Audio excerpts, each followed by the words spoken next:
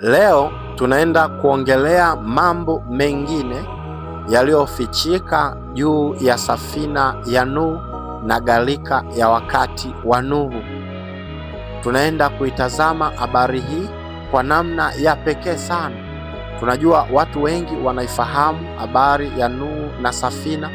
Watu wengi wanafahamu jinsi ambavyo Mungu aliuangamiza ulimwengu kwa maji. Lakini leo tunaenda kuangalia mambo haya kwa namna ya tofauti na namna ya pekee sana. Ilikuwaje watu 8 waweze kuijenga safina kubwa kiasi kile, safina ambayo ingetosha kuingia wanyama wa aina zote na vyakula vyao? Safina hii ilijengwa kwa muda wa miaka 120 na ilijengwa kwa kutumia mti wa aina moja. Ingekuwa vipi kama wangeweza kubadilisha wakachanganya miti mingine? Kwa nini waliamuliwa waijenge safina kwa kutumia aina moja tu ya mti? Lakini tutaenda kuangalia ni material ya aina gani yaliweza kutumika kuisimamisha safina kubwa namna ile, ambayo isingeweza kupata shida yoyote, pamoja na gharika kubwa ambayo ingeweza kutokea kwa miaka ile. Lakini tutaenda kuangalia pia ulimwengu wa wakati wa Nuhu ulikuwa ni ulimwengu wa aina gani? Watu walioishi kipindi hicho walikuwa ni watu wa aina gani? Hawa watu walifanya dhambi gani kubwa ambazo ziliweza kufika mbele za Mungu na kumfanya Mungu ambaye ni mwingi wa rehema, Mungu asiye mwepesi wa hasira, kuweza kuangamiza ulimwengu wote kwa maji kiasi cha kubaki na watu 8? Tutaenda kuangalia Wanefili ni watu wa aina gani, waliweza kushiriki vipi katika kuhakikisha Mungu anaangamiza ulimwengu ule wote. Tutaangalia wana wa Mungu na binti za binadamu. Hii ni Hazina ya Kanisa. Kama hujasubscribe channel hii, basi unapishana na mambo mengi mazuri. Subscribe sasa na share kwa watu wengine wengi, na Mungu atakubariki. Jina langu ninaitwa Mwalimu Vincent Mwakisyala, na namba zetu ni kama unavyoziona hapo.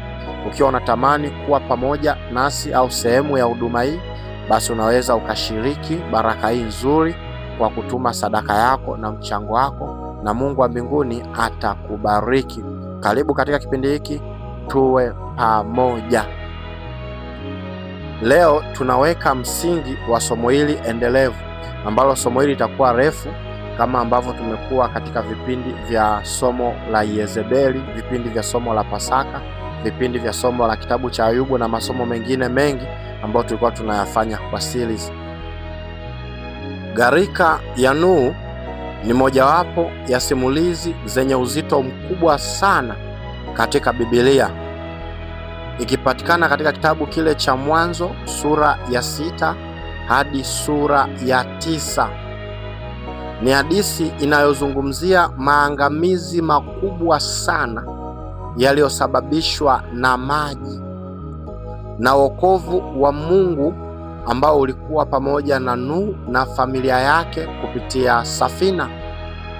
Lakini nyuma ya simulizi hii kuna maswali mazito sana na ya kihistoria na ya kisayansi, ambapo miongoni mwa swali kati ya maswali mengi yanayoulizwa kuhusiana na kisa hiki ni kwamba, je, tukio hili lilikuwa ni tukio la dunia nzima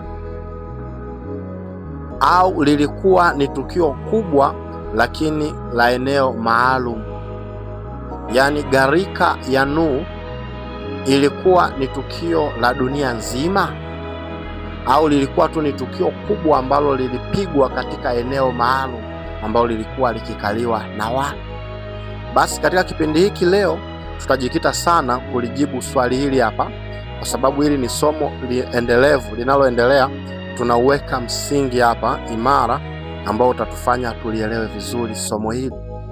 Sasa swali hili lina majibu makubwa mawili yanayotofautiana, ambapo majibu hayo kila mmoja anasimamia upande wake kabisa. Majibu haya mawili ni kama ifuatavyo. Jibu la kwanza, gharika ilikuwa inahusisha dunia yote. Gharika ilikuwa inahusisha dunia yote. Hilo ndo jibu la kwanza la swali hili. Lakini jibu la pili ni kwamba gharika ilikuwa inahusisha eneo fulani maalum, haikuwa ya dunia yote.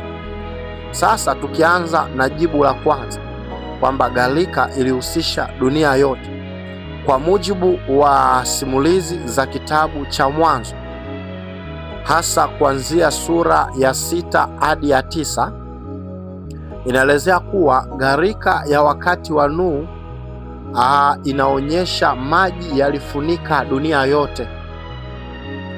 Maandiko yanasema milima yote mirefu chini ya mbingu yote ilifunikwa, lakini inaelezea kwamba viumbe wote waliokuwa nje ya safina waliangamia.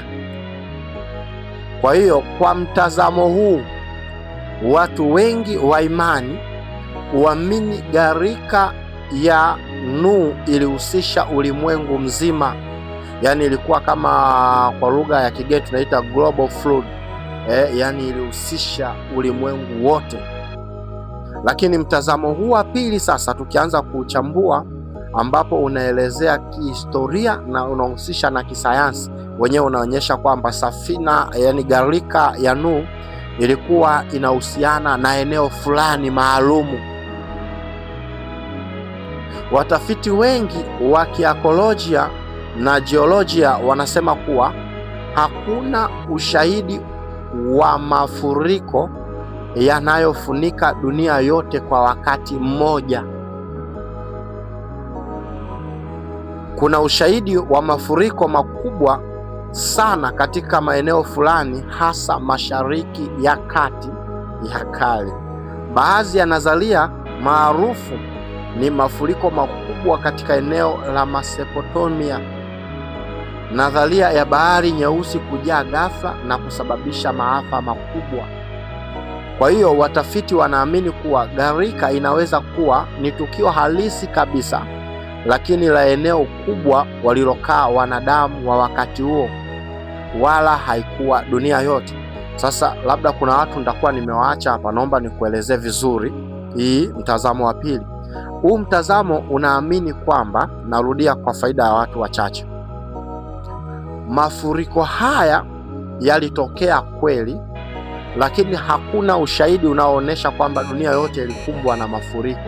Huo ushahidi hakuna, ila upo ushahidi unaoonyesha kwamba Mashariki ya Kati, tunapoongelea Mashariki ya Kati, yani ni nchi za Asia zile, inaonyesha kwamba iliwahi kutokea mafuriko makubwa ambayo yaliweza kufunika ile Mashariki ya Kati mpaka kiasi cha bahari Mfu kujaa.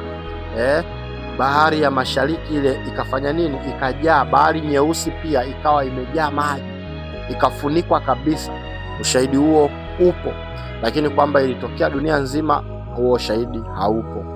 Kwa hiyo wanaamini kwamba tukio hili linaweza likawa halisi kabisa, liliwahi kutokea, lakini si dunia nzima, ilikuwa ni sehemu fulani. Kwa hiyo sasa, mtazamo wa lugha na uelewa wa kale, huu ndo utatufafanulia vizuri zaidi, ili kujua ili tukio lilikuwaje kwaje. Lazima tuelewe mtazamo wa lugha na uelewa wa watu wa kale. Kumbuka kitabu hiki cha Mwanzo kimeandikwa na Musa, amekiandika miaka zaidi ya 1400 kutoka sasa huko nyuma, ni zaidi ya miaka 1400 kutoka sasa nyuma. Kwa hiyo tunataka tuelewe mtazamo wa lugha na uelewa wa watu wa kale, ambapo hapa kuna hoja nyingine muhimu sana. Neno dunia yote, nisikilize kwa makini sana. Neno dunia yote katika lugha za kale mara nyingi humaanisha eneo lote walilolijua, si lazima iwe sayari nzima. Kwa anapoongelea dunia yote, mara nyingi wanaongelea sehemu ambapo wanapafahamu wao, au ukisikia mwisho wa nchi, yaani sehemu ambapo wao wanapafahamu. ndio anaelezea dunia yote. Kwa neno dunia katika maisha ya kale lilikuwa linaelezea hasa maeneo ambayo wao wanayafahamu kwa upeo wa macho na upeo wa akili, lakini haikuwa ikimaanisha kwamba ni sayari yote. Watu wa kale hawakuwa na ramani ya dunia kama tulionayo leo. Watu wa kale hawakuwa na ramani ya dunia kama tulionayo leo. Hawakuwa wanajua kama dunia yamkini ni duara. Hawakuwa wanajua jinsi ambavyo mabara yamepangika. Kwa hiyo hawakuwa na hii ramani ambayo sisi tunayo. Kwa maana hiyo sasa, wao hawakuelewa dunia kwa upana wake kama ambavyo sisi tunaielewa dunia.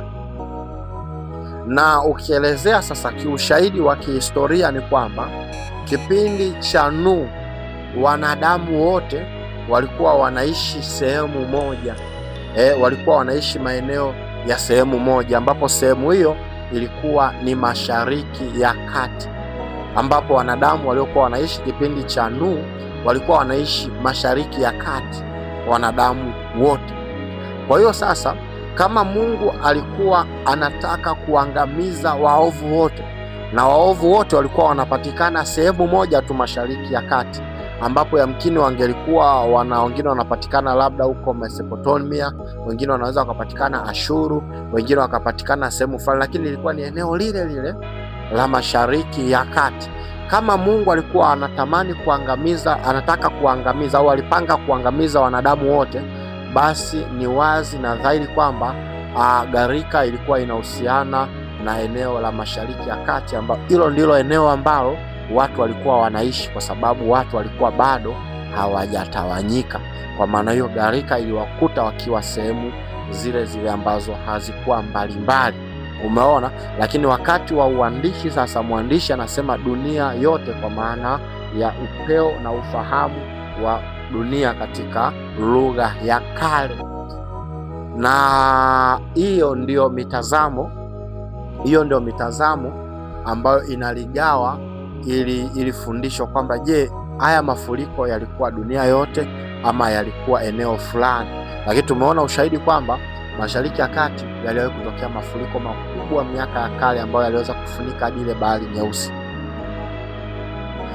Sasa ukiniuliza, mwalimu, wewe katika nadharia hizo mbili unasimama na nadharia ipi? Kwamba je, dunia yote ilikumbwa na gharika? Ile gharika ilihusisha dunia yote? Au je, unasimama na upande kwamba gharika ilihusisha eneo fulani tu la Mashariki ya Kati? Basi mimi nitakujibu kwamba nasimama na nadharia ya pili, ambapo inaonyesha kwamba gharika ya Nuhu ilihusisha eneo la Mashariki ya Kati. Na nitakupa sababu za kwa nini nasimama na nadharia hii kwamba haikuwa ni ya dunia yote. Sababu ya kwanza kabisa ambayo ninaielezea kwa nini nadharia hii haikuwa ya dunia yote ni kwamba wanadamu wa kale hawakutawanyika bado, walikuwa wote wako katika Mashariki ya Kati. Kwa wanadamu wote walikuwa maeneo yanayofanana, yaani walikuwa sehemu moja ya Mashariki ya Kati. Wote walikuwa wametengeneza miji katika maeneo ya Mashariki ya Kati. Kwa katika mabara mengine yote haya hayakuwa na wanadamu walikuwa sehemu moja. Kwa hakukuwa na sababu ya Mungu kuigharikisha dunia yote kwa ujumla wake kwa sababu ya wanadamu wanaoishi Mashariki ya Kati pekee. Umeona? Kwa hiyo mafuriko yalikuwa yanatokea tu pale Mashariki ya Kati. Sasa ni kwamba ushahidi wa jiolojia, sio kwamba tunaamini sana sayansi mthibitishe mambo ya maandiko, hapana, lakini tunaangalia fact. Umeona? Wanasayansi hawajaona safu moja ya udongo duniani kote ambayo inathibitisha mafuriko makubwa ya ghafla yaliyotokea wakati mmoja kipindi cha miaka 6,000 hadi 10,000 iliyopita. Badala yake kuna ushahidi wa mafuriko makubwa ya kikanda katika mabonde ya mito kama Tigris na Euphrates huko Mashariki ya Kati. Kama nayo, kama dunia ingelikuwa mafuriko yamefurika dunia yote, kungelikuwa kuna tabaka fulani la ardhi ambalo linafanana katika dunia yote, lingekuwa tu linafanana katika tabaka fulani ya ardhi. Lakini kuna kitu kinaitwa logistics, uwezekano. ni vigumu kuelezea namna ambapo safina moja ingeweza kubeba spichi zote za wanyama duniani, mamilions ya wadudu, ndege na mamalia, na jinsi ambavyo wangeweza kupata chakula na mazingira rafiki ya maji kupungua. Umeona, yani kama dunia ingelikuwa ni koti, sasa wanyama hawa wote wangelikuwa katika safina moja, ingelikuwa ni ngumu sana hata mazingira ya upatikanaji wa chakula na vitu vingine, au labda ndio kwamba Mungu angewalisha kwa namna ya kimaajabu. Sasa jinsi ambavyo wangeweza kusafiri mpaka huko, ukisema kama dunia ilikuwa imepigwa, dunia yote, ilikuwa ngumu sana kuelezea hilo swala. Mungu aliangamiza ulimwengu kwa maji, lakini ulimwengu huo ulikuwa ni eneo ambalo lilikuwa linakaliwa na watu wa kale, ambapo watu wa kale walikuwa wanaishi maeneo ya Mashariki ya Kati. Hivyo ni sawa na kusema kwamba kulikuwa na gharika halisi na kubwa sana iliyohukumu ulimwengu wa wanadamu wa wakati huo, na kwa watu wale ilionekana kama dunia yote. Sijui kama umenielewa. Kulikuwa na gharika halisi na kubwa sana iliyohukumu ulimwengu wa wanadamu wa wakati huo, na kwa wakati huo watu wale ilionekana kama dunia yote. Basi kufikia hapa leo hii tunahitimisha msingi wetu wa leo, ila tutaendelea kuangalia mambo haya kwa kina zaidi kwa kadri tunavyozidi kuendelea. Hapa ni sehemu ambapo unapata challenge ya ufahamu kuhusiana na maandiko. Unajichallenge upya namna ambavyo unayafahamu maandiko, na itakusaidia kuzidi kuyaelewa na kujifunza mambo mengi mazuri. Jina langu naitwa Mwalimu Vincent Maksiala. Kama unatamani na unapenda kuwa sehemu ya huduma hii, basi namba zetu ni kama unavyoziona hizo. Unaweza ukajiunga pamoja nasi ukishiriki kwa sadaka yako na mchango wako, ili kuendelea kuipush huduma hii iendelee kufanya vizuri katika kazi ya kujenga mwili wa Kristo, na Mungu atakubariki. Tukutane wakati ujao. Kama huja subscribe channel na share kwa watu wengine wengi. Mungu akubariki sana.